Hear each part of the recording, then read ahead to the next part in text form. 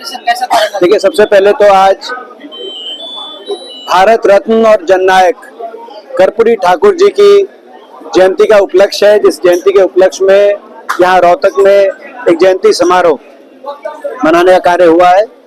हम सभी देशवासियों को इस जयंती बहुत बहुत बधाई देते हैं।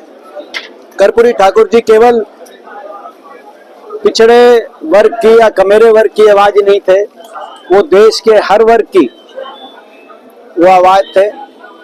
उन्होंने अमिट छाप देश की राजनीति पे अपने कार्यों से छोड़ी है। आज उनको श्रद्धांजलि देते हैं और संकल्प लेते हैं कि उनके दिखाए हुए रास्ते पर हम लोग मिलकर आगे चलेंगे और प्रदेश के पिछड़ों और दलित समाज की लड़ाई, प्रदेश का विपक्ष कांग्रेस पार्टी, हम मजबूती से प्रदेश के पिछड़ों के अधिकारों के लिए, प्रदेश के एससी समाज और बैकवर्ड समाज के अधिकारों के लिए ये लड़ाई कांग्रेस पार्टी लड़ेगी। आज उनकी जयंती पर हमें संकल्प लेते हैं। और 100 दिन की जहां तक बात है, 100 दिन में इस सरकार ने अपने कोई एक वायदा तो पूरा किया नहीं, ना सोचा। 500 रुपए में गैस का सिलेंडर तो इन्होंने फैसला भी कर लिया था, पहले चुनाव से पहले कह दिया था कि हमने फैसला कर दिया देना शुरू। ना 500 रुपए गैस के सिलेंडर का पता चल रहा, ना महिलाओं को पेंशन का पता चल रहा, ना कोई और किसानों को जो इन्होंने कही थी बातें, एमएसपी की बातें, कोई भी एक भी वायदा इन्होंने 100 दिन में पूरा करने की तरफ तो सोचा नहीं।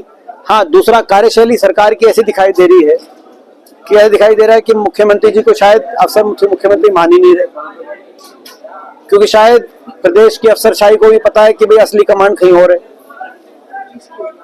ऐसा दिखाई दे रहा है कि प्रदेश की अफसरशाही को शायद ये पता है, ऐसा दिखाई दे रहा है। तो ऐसा इंप्रेशन पड़ रहा है जो मैं समझता हूँ कि प्रदेश में कोई अच्छा इंप्रेशन नहीं है।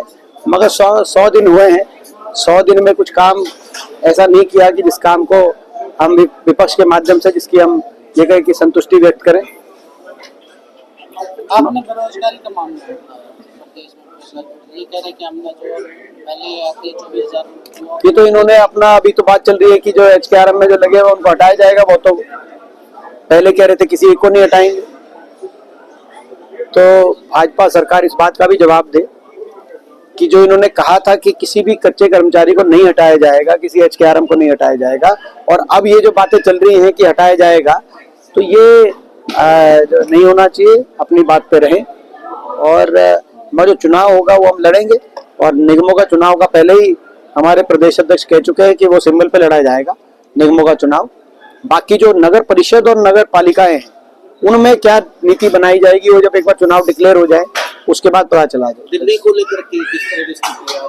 दिल्ली को लेकर, दिल्ली में जहां तक कांग्रेस पार्टी की बात है, मुझे विश्वास है कि कांग्रेस का प्रदर्शन पहले से काफी अच्छा रहेगा, उसमें सुधार होगा।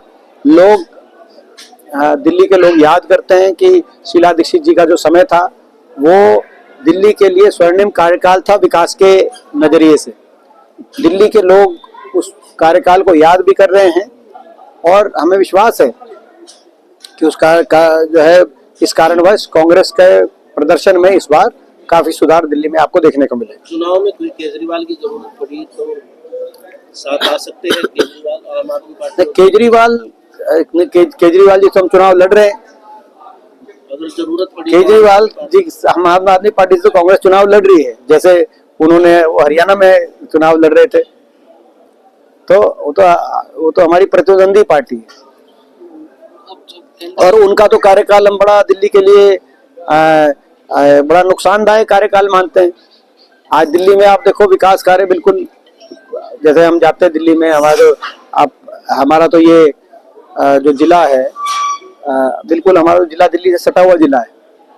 तो हम दिल्ली में जाते हैं, आप और हम, तो जब दिल्ली में अव्यवस्था जो देखने को मिल रही है, तो उसके लिए अगर भाजपा की केंद्र सरकार जिम्मेदार है तो उतना ही केजरीवाल की दिल्ली की सरकार भी जिम्मेदार है। दिल्ली का जो इतना जो विकास ठप हो गया दिल्ली का।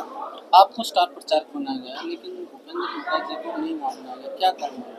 नहीं, वो मेरे जो है तो पार्टी का अपना प्रक्रिया है, उसमें बड़ा चेहरा हरियाणा के पूर्व मुख्यमंत्री तो ये पार्टी का अपना हाईकमान जो विधानसभा चुनाव के नतीजा उससे नाराज है? नहीं, ये तो आप कुछ भी कह सकते हैं।